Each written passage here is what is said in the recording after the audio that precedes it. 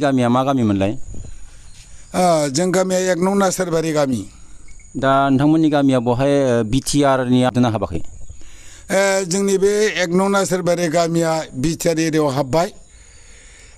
जेने जोंनि बे एरियायाव 1 नं नासारबारि, 2 नं नासारबारि, 1 नं एंखोरबारि, माइनावपुर, फालेंबारि बेखिनिया बर्तमान बिटिआर एरियायाव हाबनानै दङ।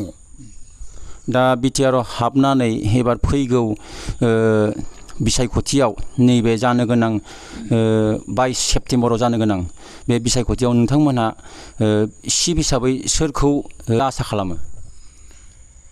बे खोथाखौ जोङो रोखायैनो मेगन थाइनैजोंबो नुनो हादों आरो मिथिनोबो हादों। जाय बिथाङा दासिम सिफ जानानै दङ, बिथाङा अनेक खामानि मावनानै होबाय जोंनि बर'फोरनि गेजेराव। जेने जोंनाव हा गैयैयाव दखल सक्त होजोब्बाय। फ्राय मोननो गोनां गैला नामा जोंनि गहपुराव लामैनो मोनजोब्बाय।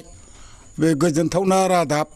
आरो नै दा बिथाङा आखायाव लाबावदों गोदो 89 सनाव जिथु न' बां दावहायाव सावजानाय, खामजानाय, खामग्लिजानाय, सहायहांगार खालामजानाय, बेखौ बिथाङा 25,000, 25,000, 50,000 बिथाङा होनो होननानै आखायाव लादों।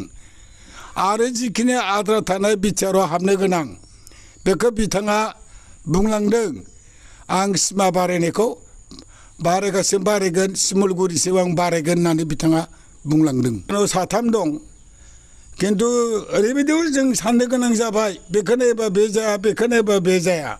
दिनै जोंहा रन्जन दैमारिनि थाखाय नायोबा ओरै मोनसे बे जोंनि खामानि मावनो गोनाङा आद्रा थागोन।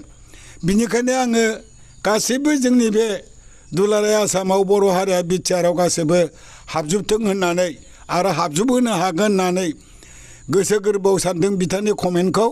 आं बिनिखायनो बिथां मानगोनां प्रमद बर'खौ आंनि बिजाथि हिसाबै बिथांखौ सायख'नाय जादों। दा जिखिनि गामि हाबबावनांगौ, दा बिथांमोनहा गासिबो सोजोबगोन होननानै खोथा होलांदों नामा? बेसेबां हायो लासै लासै जिखिनि आद्रा दं बेखौ सोग्रोजोबगोन। बिनिफ्राय लासै लासैनो बेसेबां दङ बेखौ बिटिआरआव सोनायनि बिथाङा बुंलांदों।